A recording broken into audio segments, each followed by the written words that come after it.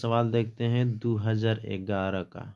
इसी तरह 2011, 12, 13, 14 इसी तरह करके यानी 2030 तक ले हमें क्या करना है, सवाल देखना है, जिसमें से 30 से 40% सवाल फिर अगले साल पूछने की प्रबल एकदम संभावना है।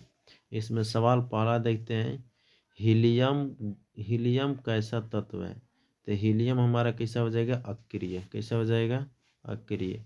जल में हाइड्रोजन तथा ऑक्सीजन की परमाणु संख्याओं का अनुपात होता है। तो जल का फार्मूला होता है H2O, जिसमें परमाणुओं का अनुपात हो जाएगा 2:1।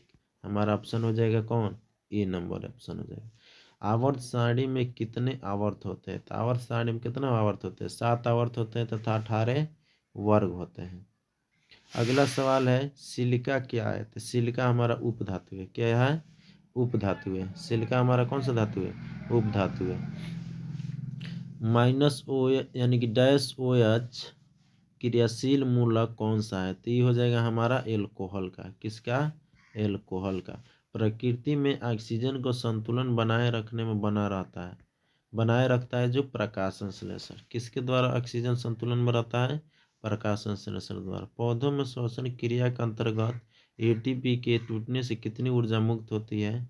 तो 30.5 किलो जूल पर मोल। मानव हृदय में कितने कोष्ठ होते हैं। तो 4। कितने कोष्ठ होते हैं, 4। मानव हृदय का औसतन प्रकुंचन दाब लगभग कितना होता है। तो प्रकुंचन दाब हो जाएगा हमारा 120, अनुशीतलन हो जाएगा 80। तो 120 होता है। कितना होता है, 120। नेक्स्ट सवाल है पौधों में वाष्पोत्सर्जन किस भाग में होता है। पौधों में वाष्पोत्सर्जन किस भाग में होता है। तो पत्ता में। किस में होता है, पत्ता में। कृत्रिम वृक्क किन अपशिष्ट उत्पादों को रुधिर से अपवहन द्वारा पृथक करता है। तो नाइट्रोजनी पदार्थ को। आंसर क्या हो जाएगा, नाइट्रोजन। हाइड्रा में प्रजनन किस विधि द्वारा से होता है। तो मुकुलन द्वारा। किसके द्वारा, मुकुलन द्वारा। किसी माध्यम के अपवर्तनांक म्यू का मान होता है साइनाई बटा साइनार। साइनाई बटा साइनार। किसी माध्यम के अपवर्तनांक म्यू का मान साइनाई बटा साइनार। दाढ़ी बनाने में कौन सा दर्पण उपयोग होता है। तो अवतल दर्पण। कौन दर्पण, अवतल दर्पण। स्पेक्ट्रम में किस रंग के किरण का झुकाव अधिक होता है। तो बैगनी का। किसका होता है, बैगनी। जिसका तरंगदैर्घ्य कम होता है उसी का झुकाव क्या होता है, ज्यादा होता है। विद्युत फ्यूज विद्युत धारा के किस प्रभाव पर कार्य करता है। तो ऊष्मीय प्रभाव। ऊष्मा पाकर क्या होता है, गल जाता है। ऊष्मा पाकर गल जाता है। स्पेक्ट्रम के किस रंग के कारण झुकाव अधिक होता है। तो बैगनी कारण। विद्युत फ्यूज की धारा किस प्रभाव पर कार्य करता है। तो ऊष्मीय प्रभाव पर।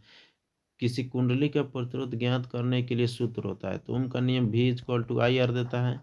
तो आर का अगर मान निकाले तो V बटा क्या हो जाएगा, आई। V बटा आई। तो आर बराबर V बटा आई।